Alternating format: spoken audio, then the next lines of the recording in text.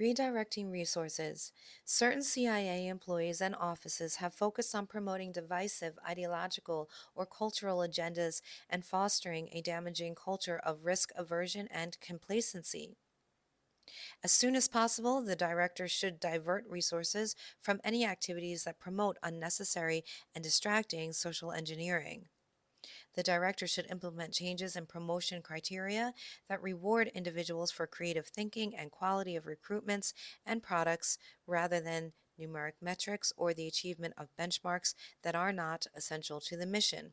Not all careers in espionage are created equal, and the director should incentivize and reward applicants who are willing to accept high risks over those who are climbing the ranks simply by doing business as usual.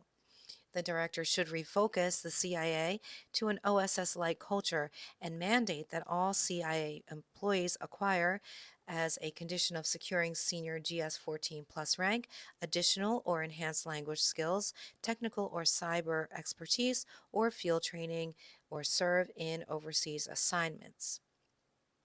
Covert action. Covert action can be a valuable tool in helping further the president's foreign policy agenda if implemented in concert with other forms of government power.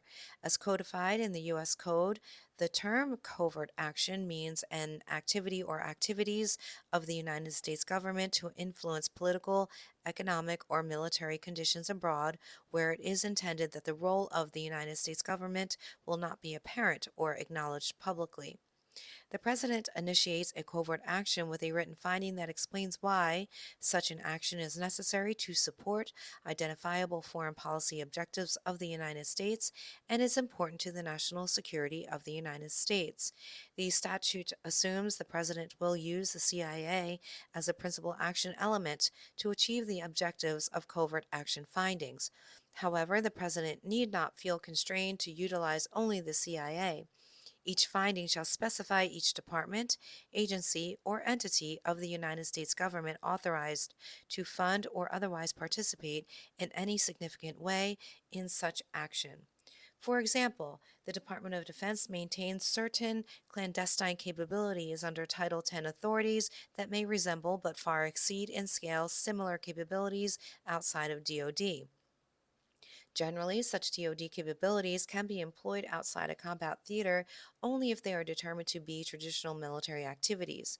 In practical terms, this means that many DoD capabilities, including those in the space and cyber domains, can be employed only after the initiation of armed conflict. Given the range of global threats the United States faces today, the President should consider whether DoD's complete set of capabilities should be used to support potential covert actions. The problem, unfortunately, is that certain elements in the State Department, IC, and DoD trade on risk aversion or political bureaucracy to delay execution of the president's foreign policy goals.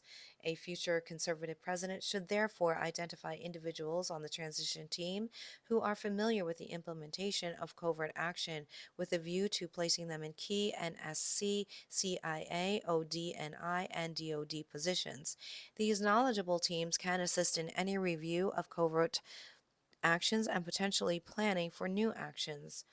Immediately after the inauguration, the President should task the NSC's Senior Director for Intelligence Programs with conducting a 60-day review of any current covert action findings, including their effectiveness, evaluating new covert actions that might be needed to implement the President's foreign policy goals, and reporting back to the President.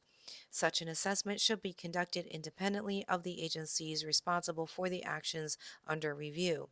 As part of the review, the Senior Director for Intelligence Programs should identify which departments or agencies, such as the CIA or DoD, are best equipped to achieve the objectives set out in new and existing findings.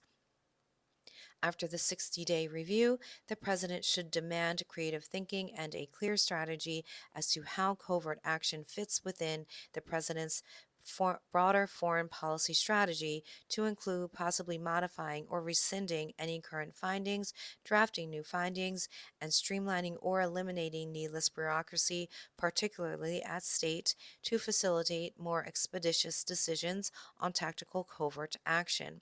Careful thought should be given to the metrics by which the effectiveness of covert action programs will be measured to ensure the appropriate use of government resources and to guard against the possibility of covert actions being used with little scrutiny in ways that are inconsistent with overt foreign policy goals.